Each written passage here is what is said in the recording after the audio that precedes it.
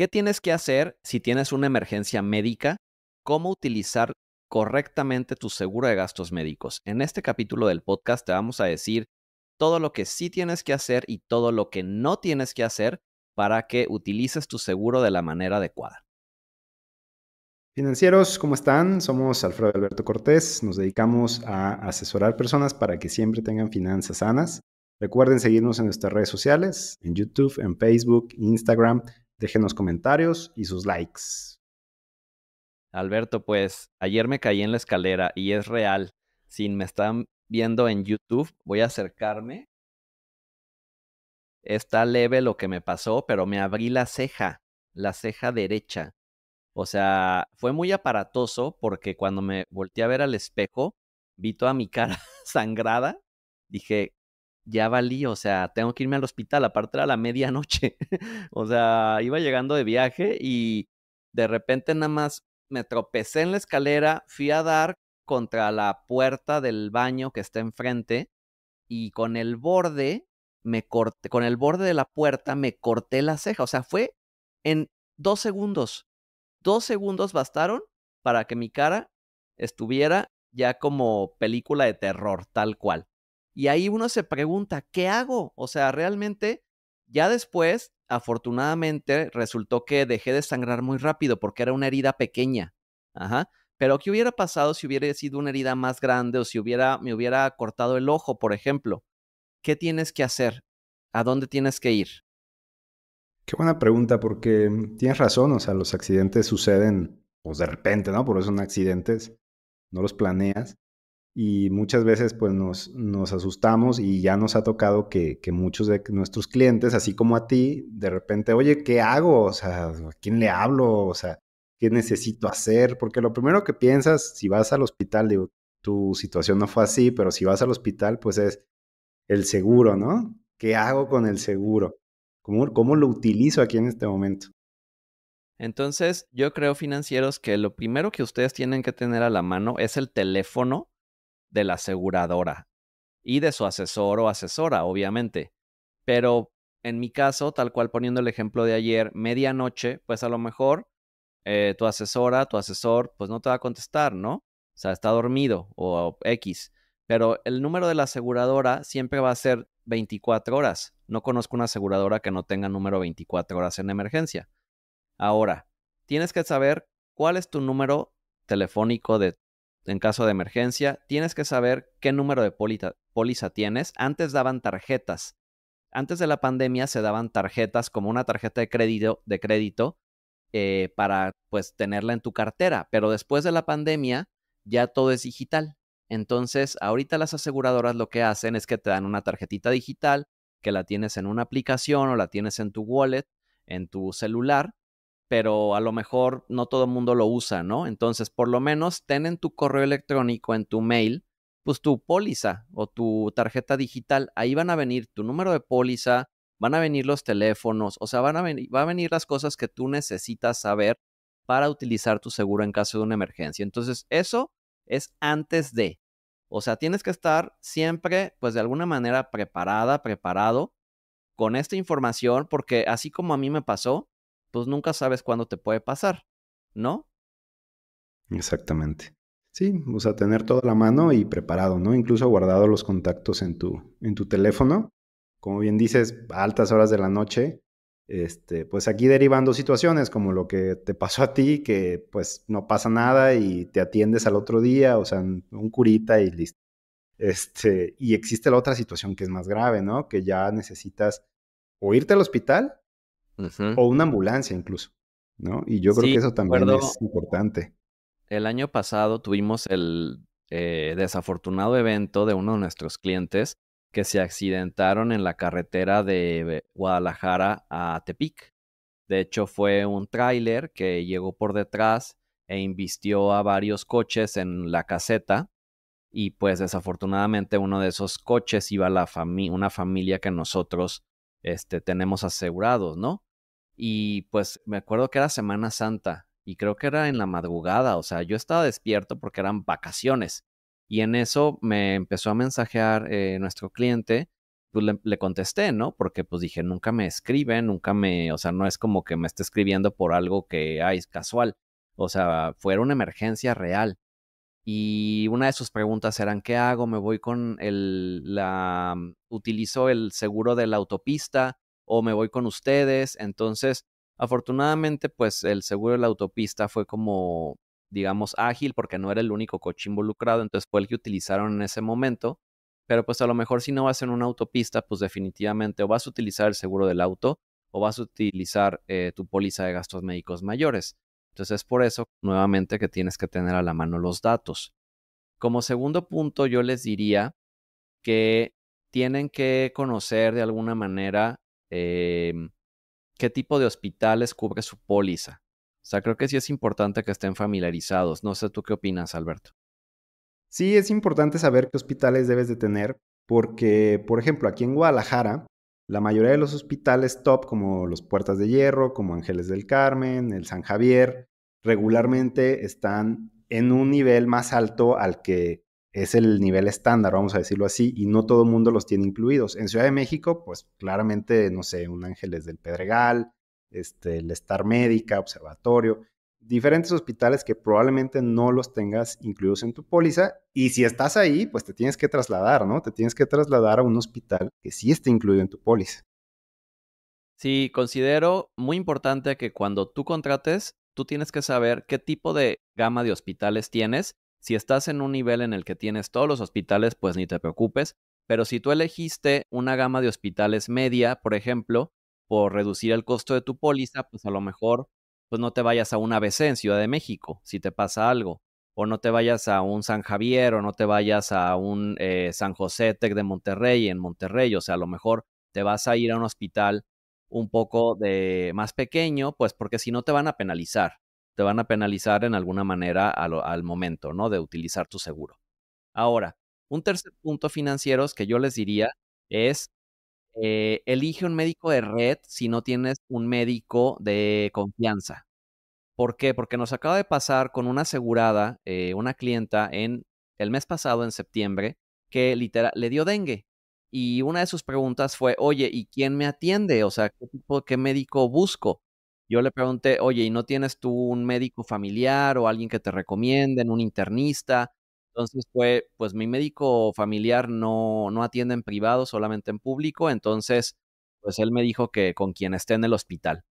Y en resumen, financieros, ya que fue la cuenta, el médico del hospital le estaba cobrando un dineral adicional a lo que pagaba el seguro de gastos médicos en el tabulador. O sea, si el seguro de gastos médicos le pagaba al médico 5,000 pesos, por poner un ejemplo, él les estaba cobrando otros 5,000. O sea, él decía, es que a mí lo que me paga el seguro, no. Cuando precisamente nuestra clienta llegó al hospital, ella le dijo, pues yo tengo seguro y pues él dijo, perfecto, yo trabajo con el seguro. Y a la hora de salir, pues sópalas que no. O sea, le quería cobrar, que a final de cuentas se resolvió favorablemente porque la clienta dijo, pues no tengo dinero para pagar. Ajá. Pero muchas veces pasa que si te atiende un médico que no es de red y que no es un conocido tuyo o recomendado o alguien de tu confianza, te va a querer sacar un ojo de la cara, literal, un ojo de la cara. Hemos tenido casos, Alberto, no sé si tú te acuerdas, de casos en los que se han pagado hasta 50,000 pesos de honorarios adicionales. Sí, yo creo que son una de las principales cuestiones que ocurre al momento de las cuentas, ¿no? O sea, los honorarios con los doctores. Porque, pues pasa que hay una diferencia a veces entre lo que cobra el doctor o más bien casi siempre hay una diferencia entre lo que cobra el doctor y lo que paga la aseguradora. Y más si, como tú dices, es el médico de no sé dónde que opera no sé quién. Y, por ejemplo, aquí en Guadalajara es muy conocido Rafa Ortega, ¿no? Que es el médico de las Chivas, por ejemplo. Y mucha gente va y se opera con él. Ajá. Y aunque saben que cobra más, no importa, yo le pago la diferencia. Si tú estás de acuerdo con eso, perfecto. Pero si tu situación no es esa, mejor busca un médico que esté con el seguro y que sepas que te va a cobrar lo que le va a dar el seguro. Y pregunta clave, financieros, si tú no tienes un médico de confianza y llega un médico a atenderte en una emergencia, ya que estés estabilizado, la pregunta es, ¿te adaptas al tabulador de la aseguradora? Así, ¿te adaptas al tabulador de la aseguradora? ¿Por qué? Pues porque si el tabulador de la aseguradora dice que va a pagar 1,500 pesos por una consulta médica y resulta que a la hora de la hora él te quiere cobrar 2,000 o 3,000 pesos, tú se los vas a tener que pagar por fuera si él no se adapta. Eso nos pasó con nuestra clienta de dengue, que también fue una emergencia. Entonces, yo prácticamente me iría con estos puntos. Son sencillos, o sea, los repito. Número 1, previo a, hay que tener la información, o sea, hay que tener tu número de póliza a la mano y los teléfonos de la aseguradora a la mano. Número 2, saber tu gama de hospitales. Ajá. No tienes que sabértelos de memoria, es imposible saberte, por ejemplo, nosotros que no vivimos en Cancún, pues yo no sé qué hospital me puede incluir en Cancún, ¿no? Pero por lo menos los de tu ciudad, creo que es importante conocerlos. Unos 2 o Y 3, ¿no? Que conozcas sí, cerca de tu zona o que ubiques. y ahora, pues, como punto número 3, el tabulador. Ajá, o sea, los honorarios del doctor. Que tu doctor o el doctor que te esté atendiendo sea de red o se adapte al tabulador de la aseguradora. Creo que hubo un punto muy importante que no mencionamos y es que no todas las emergencias son accidentes. Ajá. Por ejemplo, tú ayer tuviste un accidente, ¿no? Caerte es totalmente un accidente. Pero hay emergencias que son enfermedades, como por ejemplo, yo diría el apéndice, ¿no? O El el dengue. apéndice o el dengue, tal cual, exactamente. Es una enfermedad. Mucha gente dice, no, pero es que me picó un mosquito. Pues sí, pero te contagió una enfermedad. ¿Ah? O el apéndice, que también es súper común. La vesícula, que una piedrita, es también muy, muy común. Son eventos que atendemos muy frecuente. Y todo eso cuenta como enfermedad. Ahí sí pagarías un deducible. En caso de un accidente, no pagarías deducible si tienes la cobertura de eliminar deducible por accidente, que es de las que más frecuentes se tienen en las pólizas. Pero para que estés prevenido también financieramente de que sepas que es un accidente y que no es un accidente y que tienes que pagar deducible, porque puede ser, si tu deducible es alto, puede ser una diferencia importante. Claro, y les vamos a dejar por aquí en los comentarios, si nos ven en YouTube, el video donde explicamos qué es un deducible y qué es un coaseguro. Y si nos estás escuchando en Spotify, tenemos un video, un audio, grabado específicamente, pues, de este tema, ¿no? Para diferenciar deducible y coaseguro, que muchas personas de repente se confunden. Es normal, pues son términos que uno no maneja en el día a día, a menos que seas asesor, como en nuestro caso. Pero bueno, muy buen punto porque, por ejemplo, ayer a lo mejor yo hubiera ido a un hospital, me suturan y me cobran 5,000 pesos. Ajá. Y eso es accidente y se me reembolsa al 100%. Pero si hubiera sido una enfermedad y fueron 5,000 pesos por una consulta en el hospital y mi deducible son 40,000 pesos, no me hubieran reembolsado nada, los tengo que pagar yo.